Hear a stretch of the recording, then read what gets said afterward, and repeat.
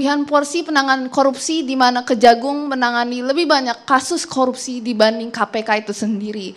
Ini patut dipertanyakan Pak, di mana padahal KPK itu sendiri namanya itu Komisi Pemberantasan Korupsi. Kenapa Kejagung nih lebih mengambil responsibel lebih banyak dibanding KPK itu sendiri? Terima kasih. Oke, langsung Bang Saur. Pertanyaannya bagus sekali. Saya 3 minggu yang lalu diundang oleh Komisi 3 sebelum ada pelantikan kinerja Komisi 3 selama 5 tahun, mengundang semua pimpinan penegak hukum, ada Jaksa Agung, ada Kapolri, ada pimpinan Mahkamah Konstitusi, kemudian Mahkamah Agung. Saya bilang gini kepada Pak Sigit, Pak Sigit, saya berkali-kali japri saudara Kabarisskrim sama Kapolda soal Firly Bahuri. Saya mengatakan begini, rasanya tidak berani kita menyuruh anak-anak kita, adik-adik kita atau warga negara Indonesia sekarang baik. Karena apa yang dilakukan oleh Firly Bahuri sebagai ketua KPK, melakukan tindakan tercela. Oleh karena itu, tadi Aristo sudah sebut apa yang terjadi di KPK, bahkan ada 70 orang ya, staf daripada tahanan KPK itu juga melakukan pemerasan. Maksud saya inilah wajah KPK saat ini. Karena memang secara institusi memang ada, tetapi secara mental integritas kemudian sudah bermasalah. Akibatnya dalam beberapa waktu yang lalu saya menemui pimpinan KPK, Saudara Nawawi. Dia bilang begini, kami ini sudah runtuh. Coba bayangkan Firly Bahuri kemudian bermasalah, ada komisioner sebelumnya karena dugaan tindakan pelanggaran etik kemudian harus mengundurkan diri. Mereka ini bukan saja memberantas korupsi, tetapi mereka kemudian terjebak. Karena apa? Tindakan-tindakan mereka tercela. Nah oleh karena itu adik-adik sekalian, kalau kita bilang saya begitu jam yang viral itu, saya langsung japri Kapuspen. Nih saya kira terbuka, saya bilang sama Kapuspen begini, Pak Kapuspen saya yang mengerikan, saya bilang, yang saya menakutkan adalah kita dorong Jaksa Agung atau kejaksaan kuat.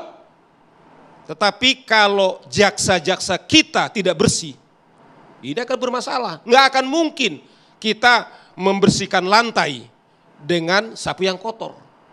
Saya mungkin ini agak riskan Andromedia.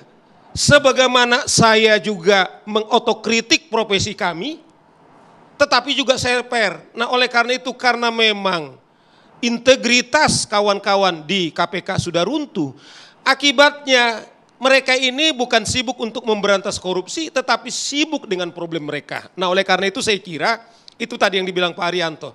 Dengan pemerintah yang pertama, tak mau bersama saya, minggir. Misalnya begini, di Kemenminfo.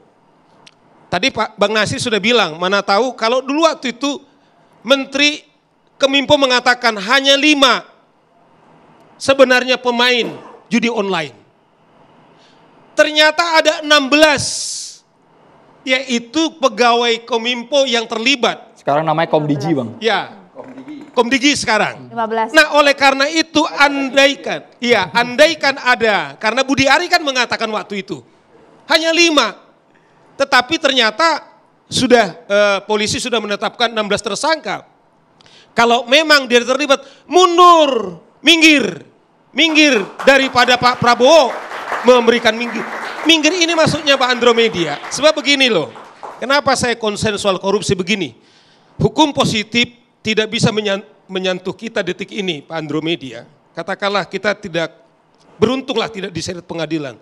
Saya ingat ada seorang sufi mengatakan, saya kutip bahasanya, yang terdalam pergumulan seseorang bukan divonis bersalah, tetapi perasaan bersalah. Artinya ginilah, kita melakukan korupsi, KPK nggak menangkap kita, jaksa tidak menangkap kita, tapi satu hal, Anda tidak bisa membohongi diri Anda. Inilah yang kita takutkan, mengerikannya korupsi ini. Mana ada kebanggaan Anda kalau bukan hasil halal. Saya percaya begini, karena Nasir tadi bilang kita ini semua ketuhanan yang Maha Esa. Jadi bintang 5 ini juga Pancasila. Bagaimana Anda bisa tenang melakukan ibadah di sisi lain bahwa Anda juga melakukan korupsi. Bang Nasir, yang kami ngeri halal haram hantam Bang sekarang. Bang Nasir Jamil, komentarnya Bang. Yang kami ngeri sekarang halal haram Saya hantam. ngomong tentang KPK dulu karena tadi saya buka ya. Boleh. Tanggapin. Kalau dia kan menganggap KPK sekarang udah buruk. Kalau dulu kenapa KPK bisa bagus? KPK ditakuti oleh semua orang.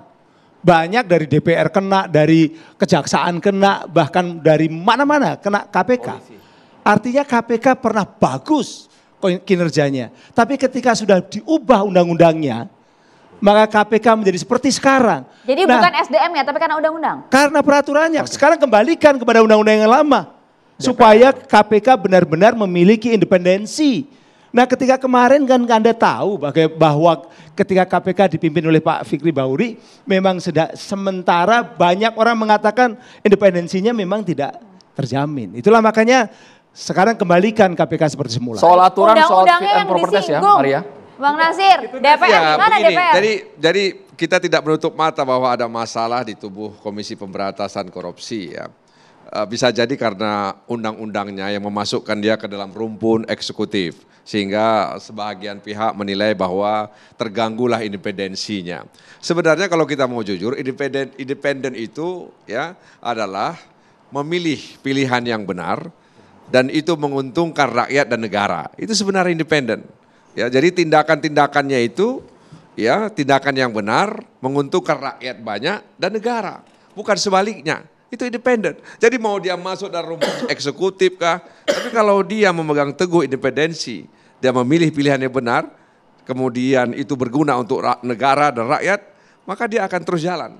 Nah soal bahwa kemudian Kejaksaan Agung ya dilihat oleh adik-adik mahasiswa lebih cepat speednya, ya memang sebenarnya KPK, Kejaksaan Agung, polisi itu bagi saya adalah trisula. Ya, trisula. Mungkin saat ini yang tajam itu, trisula kan 3 itu ya. Ya, dan mungkin yang lebih tajam hari ini Kejaksaan Agung. Cepat speednya. Ya, mungkin karena ada persoalan internal sehingga membuat KPK agak lambat jalannya. Meskipun mereka melakukan OTT dan lain sebagainya. Ya, oleh karena itu kita dorong ya ketiga ini bisa bekerja sama.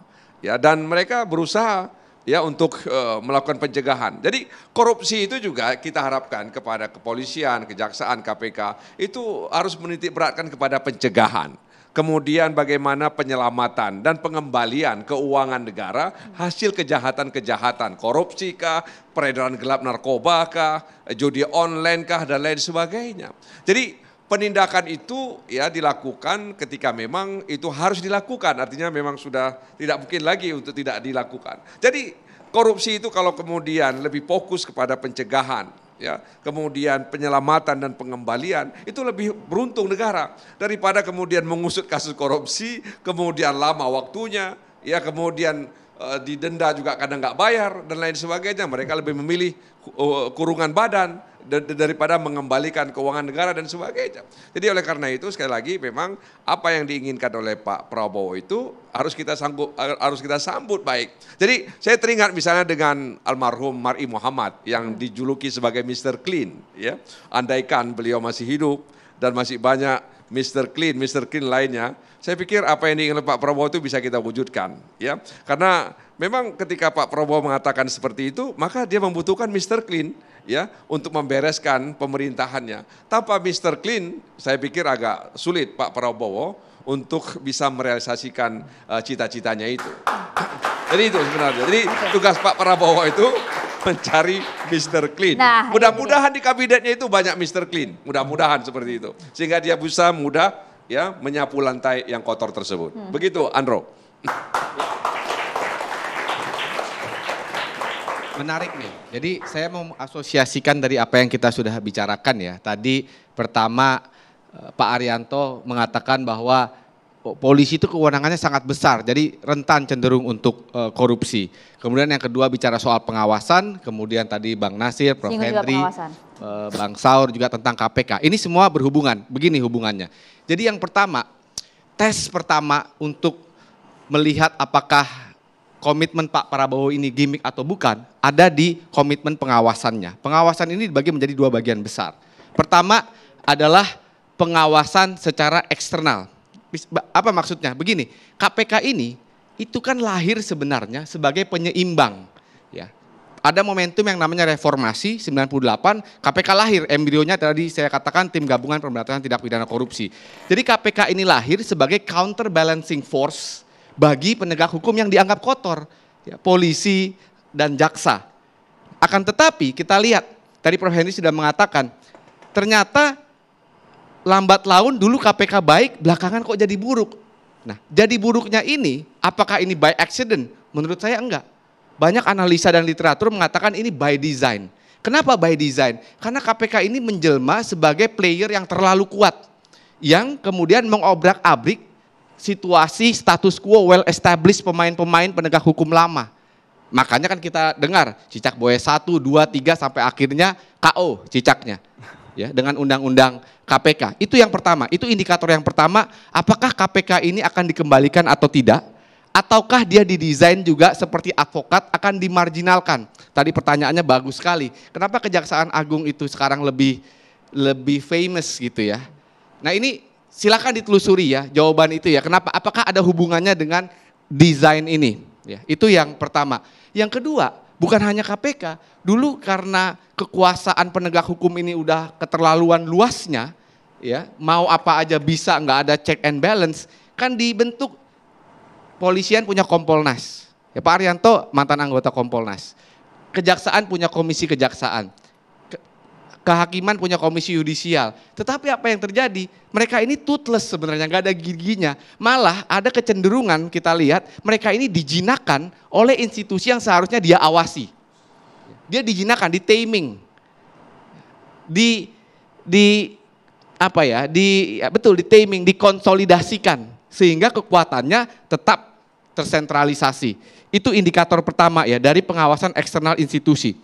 Indikator kedua adalah kita lihat deh desain hukum KUHAP kita, Kitab Undang-Undang Hukum Acara Pidana, itu adalah logika. Logika pembagian kekuasaan antara negara dengan individu atau tersangka orang yang dianggap jahat.